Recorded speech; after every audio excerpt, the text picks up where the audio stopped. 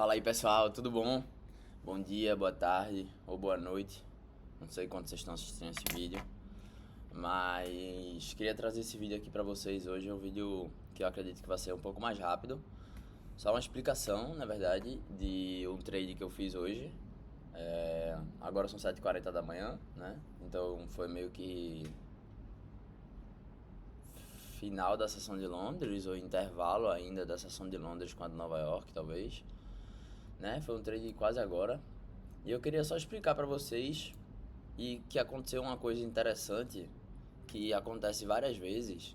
E aí por isso que eu queria trazer esse vídeo aqui para vocês, não só para explicar o trade. Eu gosto de explicar o trade porque realmente eu gosto de passar todo o raciocínio por trás de como é que eu pensei desde o início até a minha entrada, até aonde eu coloquei meu alvo e por que eu coloquei meu alvo lá. Então, a ideia do vídeo de hoje é mais ou menos essa. Eu queria mostrar pra vocês o trade que eu peguei agora na sessão de Londres, ou sei lá, no intervalo de Londres com Nova York, tá? Eu tinha acabado de acordar, eu peguei o trade inclusive no celular, eu não tinha eu nem abri o computador, não cheguei nem a abrir o computador pra isso, né? Mas o que foi que eu vi quando eu acordei, né? Eu vi que esse retângulo aqui, calma aí, pronto. Esse retângulo vermelho aqui, por exemplo, é um Fair Value Gap de 2 horas, certo? Eu tô aqui no gráfico de 2 horas, então, ó, Fair Value Gap no gráfico de 2 horas, beleza. E aí o que que eu vi? Eu vi que a gente veio mitigar esse Fair Value Gap do gráfico de 2 horas, que eu já tinha marcado ele aqui, aí eu já desço para um tempo gráfico menor. Aí o que é que eu vejo? Ah, tem um Fair Value Gap aqui, do gráfico de 2 horas. E aí, gordo? E aí, o que foi que a gente fez? Eu tinha acordado mais ou menos aqui, ó, 6h40, 6h45, 6h50, por aí. A gente tinha essa liquidez aqui de oferta, certo? Liquidez é combustível, como eu já falei 1000 vezes. Então, a gente tava num fluxo de baixa, né? Num fluxo de baixa, ó. Cair reto, subir fraco, cair reto de novo. Estamos subindo fraco de novo. Fair Value Gap do 2 horas em cima. Liquidez e tudo mais. Temos alguns pontos de alvo aqui que são liquidez também. Não tão relevantes assim essas liquidez, mas são liquidez, não deixam de ser. E liquidez são utilizadas como gatilhos ou como alvos. E nesse caso seria como alvo, né? Já que a gente está querendo shortar, já que a gente shortou no caso. Talvez o short verdadeiro mesmo seja agora, inclusive. Não o que eu peguei. Talvez agora mesmo é que vai cair para pegar esses fundos aqui, inclusive.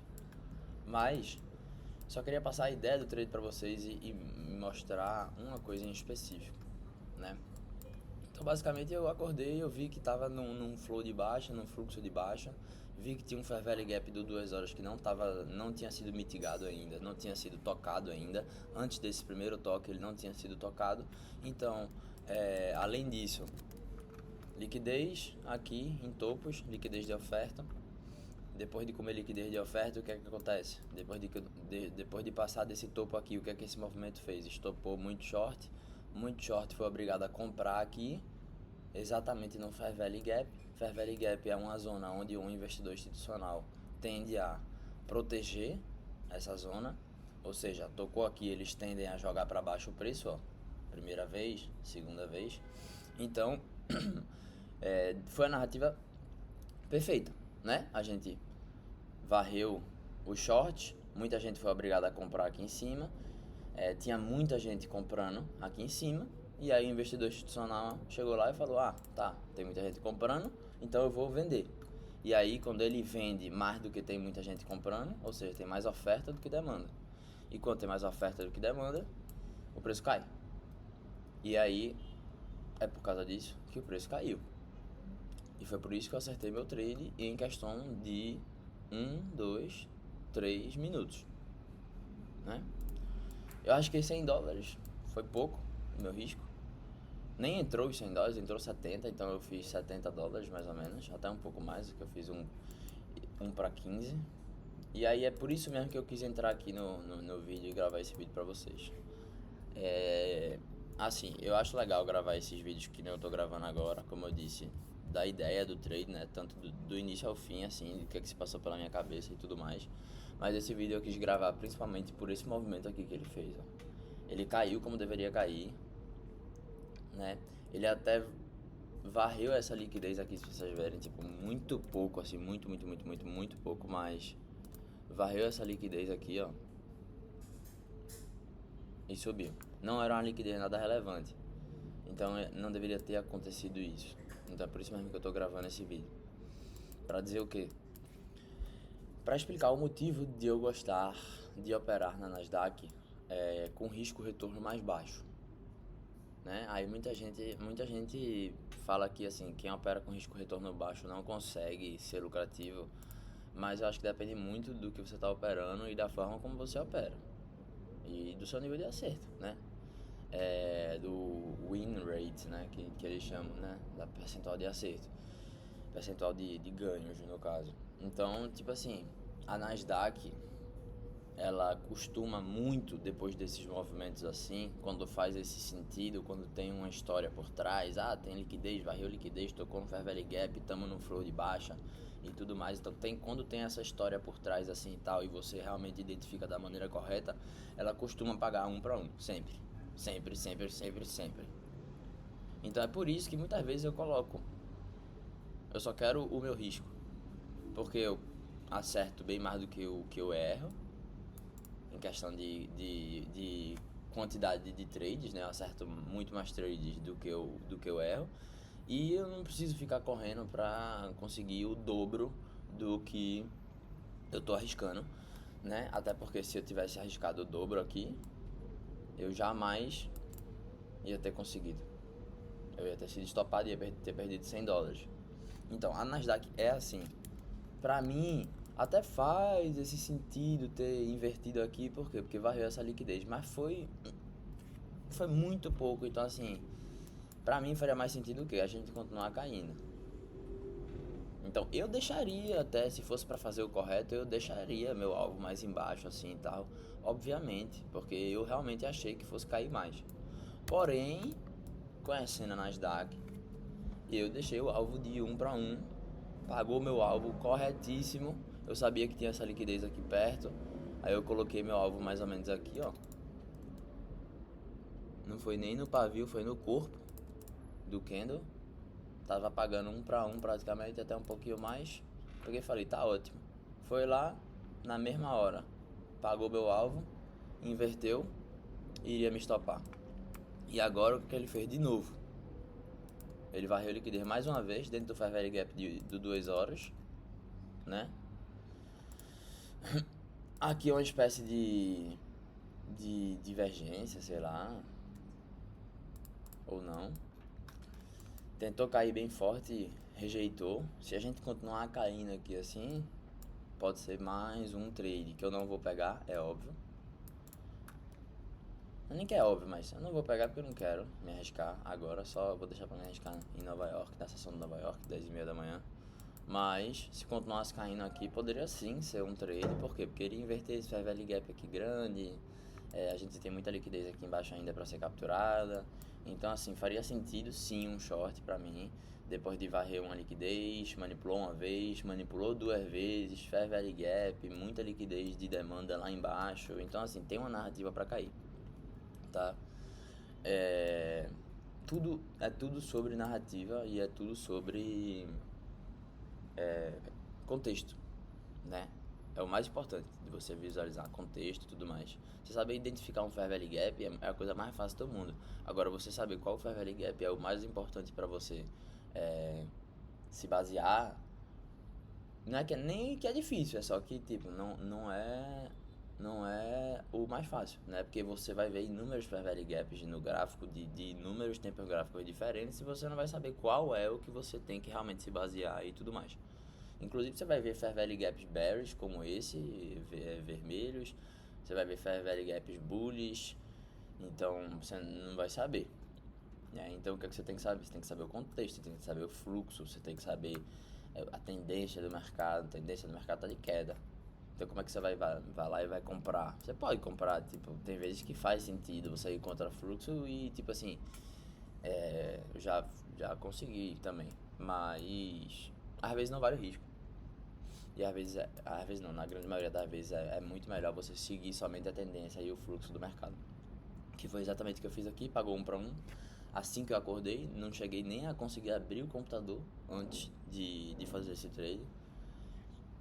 E bem ou mal, tipo, já foi um take, né? Eu quero agora um take na sessão de Nova York, mas é isso.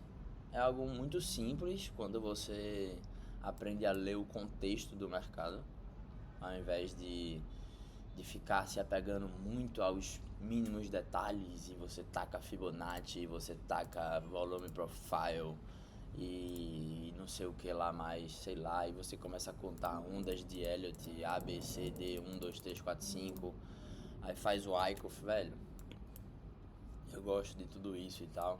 Não uso Elliott, uso o Wyckoff mais pouco, mas assim, não é necessário. O básico é o melhor que tem.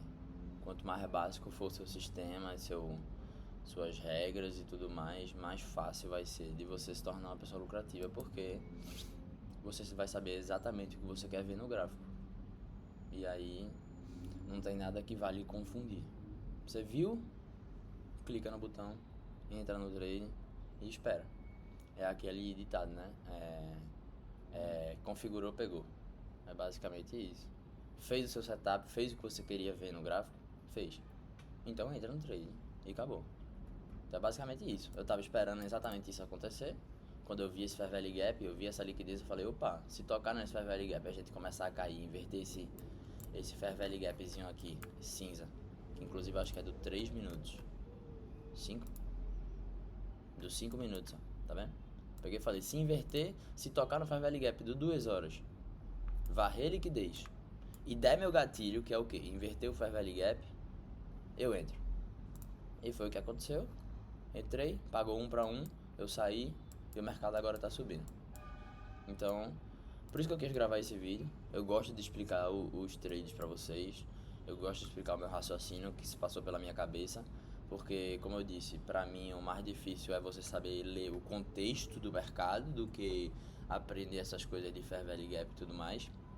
Mas também queria falar sobre isso, né? Da questão do risco-retorno da Nasdaq em específico. Porque eu acho, particularmente, que na maioria das vezes, não sempre, mas na maioria das vezes, é melhor você ir pro 1 para 1 na Nasdaq do que você tentar um alvo maior, sabe? E aí, bom, tá aí o resultado na prática aí pra vocês, porque isso já aconteceu inúmeras vezes comigo, inúmeras vezes inclusive o mercado reverte sem nem varrer uma liquidez, tipo, faz uma divergência bullish, nem varre a liquidez, nem chega no teu alvo, já começa a subir direto e tudo mais. Então é um mercado meio tricky, né? Tipo, meio choppy, sei lá,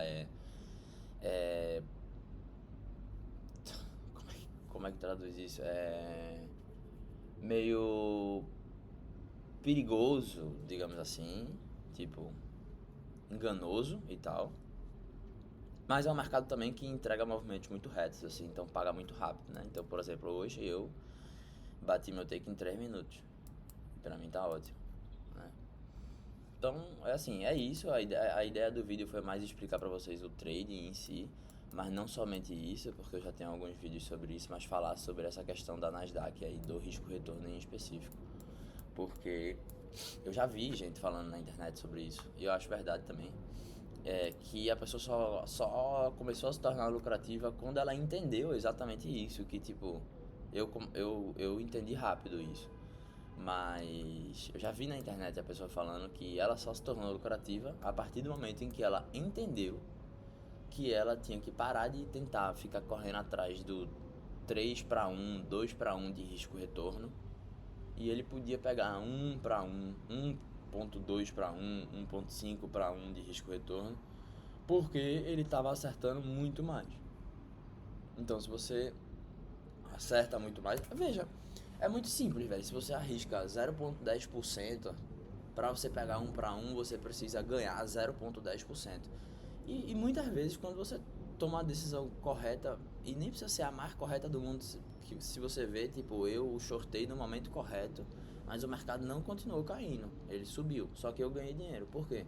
Porque eu shortei no momento correto. Então, se você shorta muitas vezes somente no momento correto, ele vai te pagar esses 0,10%, que é o que você precisa, que é um movimento muito pequeno, só que ele tá te pagando o que tu arriscou. Então, se tu arrisca $500, tu vai pegar teus $500 nisso aí, em 3 minutos. E pra correr, né, pra andar esses 0,10% aí, você acertando o momento correto de entrar no trade é muito fácil.